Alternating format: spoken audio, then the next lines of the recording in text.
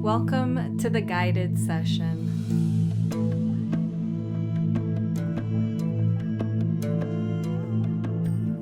In this calibration, we are going to be doing a Ra-Hoor Khuit pathworking. This particular pathworking was written by the author Phil Hine of Condensed Chaos. Please find a comfortable position and close your eyes.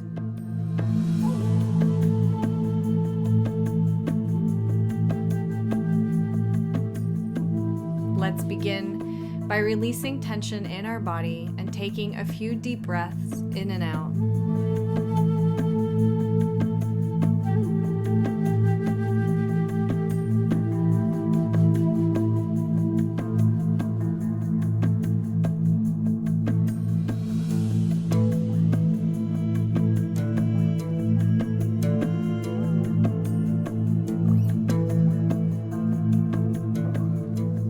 As we journey through this pathworking session, simply follow along with my words and the music, and remember that you are always safe and you are always in control. If at any stage you begin to enter red light emotional states, pull yourself out, recalibrate, and come back to it at a later time.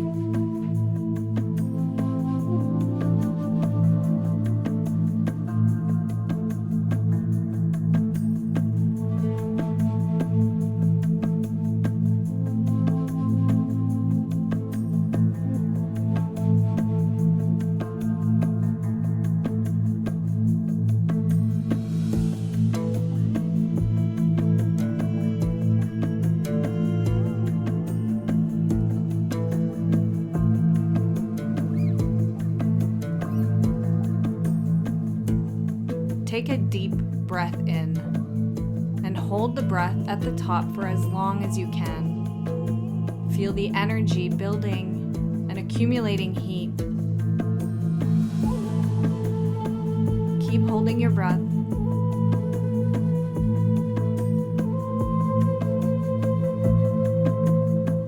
And release. And as you do, feel yourself drifting in darkness and slowly becoming aware of a gentle rocking sensation. You find yourself sitting upright in a boat. The wide blue waters of the Nile stretch before you. The sky is bright blue above your head, and you can feel the warm rays of the noonday sun about you. A cool breeze wafts through the sails as the ship drifts down the winding river. In the prow of the boat stands the tall figure of a man with the head of a long-beaked bird. It is the god Thoth, your guide on this journey. As you drift along, you can see people walking along the palm-bordered banks of the river and glimpse the tall columns of some distant temple. Ahead of you, rising over the dunes, you can see the apex of some mighty pyramid, your destination.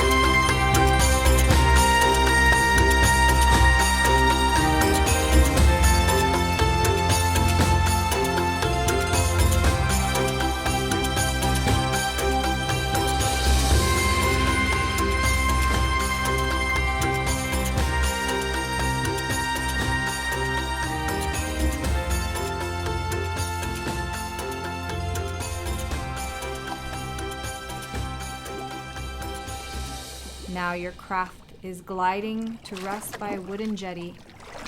Toth gestures with his right hand, silently pointing you on your way.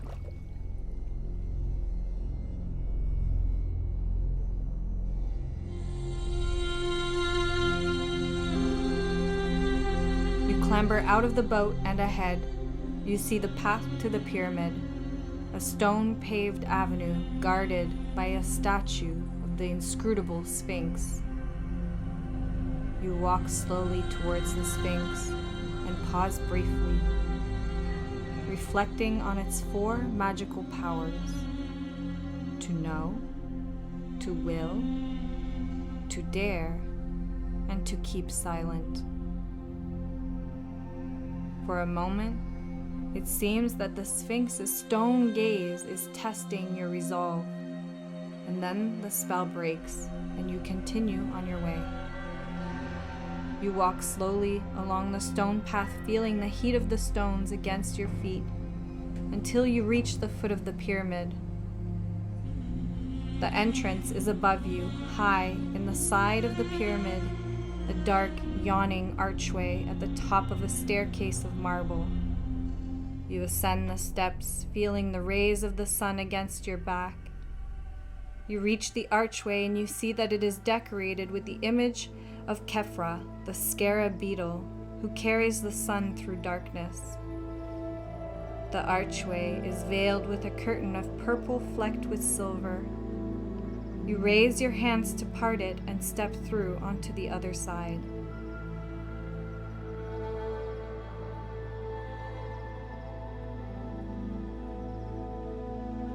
You are standing in a dark, cool passage which slopes downwards.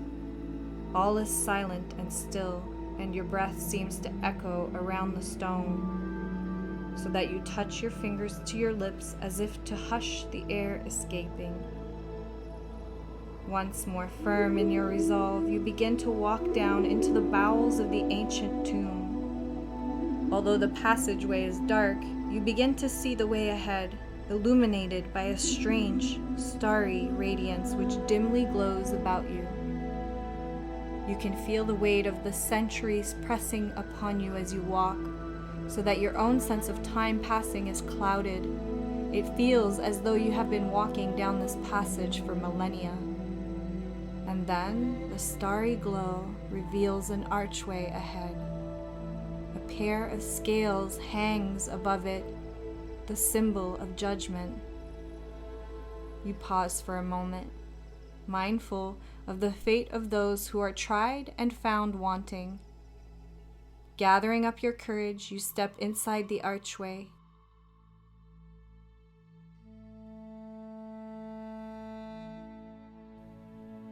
A black feather falls at your feet, and you bend down to pick it up.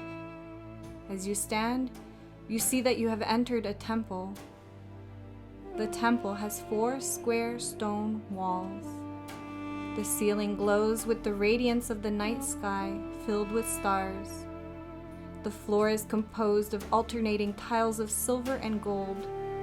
In the center, close to where you are standing, is an altar. It is shaped in the form of a double cube made of brass. Upon the altar is a small green cross and a single red rose.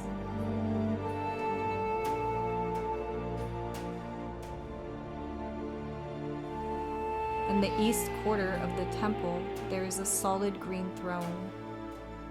The air in the temple seems charged with energy, yet it is calming and soothing.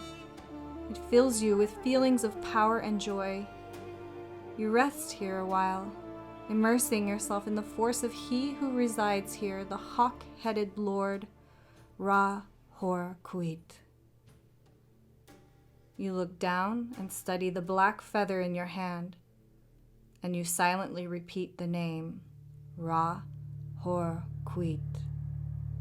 As you repeat the name, the air above you seems to shimmer, and you are surrounded by a golden radiance, speckled with stars of deepest black. You feel that the radiance is spreading through your body, and you can feel a tingling as tiny motes of gold shimmer all over your body. You turn once more to the throne, and now, seated upon it, a large, regal figure. He has the body of a tall, powerfully built man, but with the head of a hawk. You are in the presence of Ra-Hoor Khuit, the Lord of the Aeon. He notices you and fixes you with his gaze. His eyes seem to burn into the very core of your being. He speaks. I am the hawk-headed Lord of silence and of strength. My nemesis shrouds the night blue sky. I am the Lord of the double wand of power, the wand of the force of Kofnia. But my left hand is empty, for I have crushed a universe and naught remains. The fire behind his eyes leaps higher, and you feel yourself tremble, almost in fear. The god rises and raises his arms, his hands stretch out towards you. Energy flows from his outstretched fingertips, a constant stream of force directed into your heart. You rock back on your heels as the energy floods into your being, inflaming your spirit with the divine essence of Ra-Hoor Khuit. The world seems to spin around you. You have fleeting visions of what you might accomplish with this power.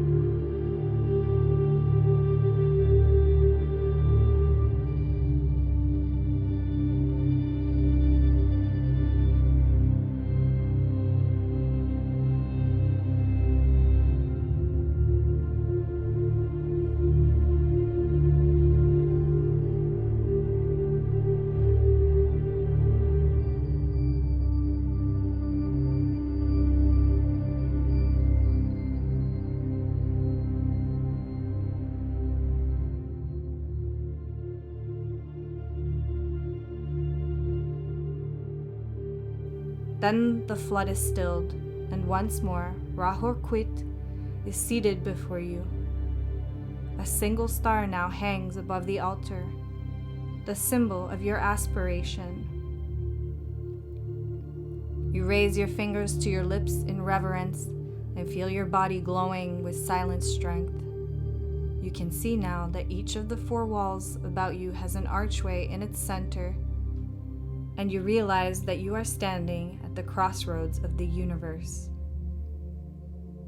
You rest a while, preparing yourself to go once more into the world. You are calm, yet you feel the energy within as a leaping flame in your breast. You hold up the black feather and offer a silent prayer of thanks to Ra-Hoor Khuit.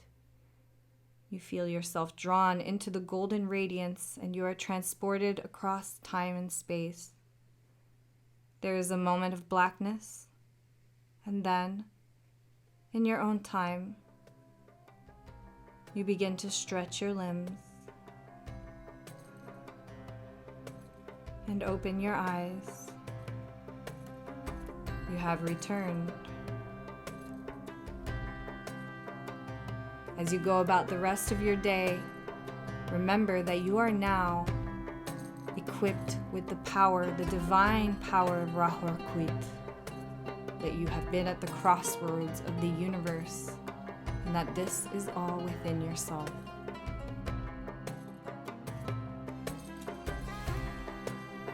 Congratulations, you have completed the focus sprint.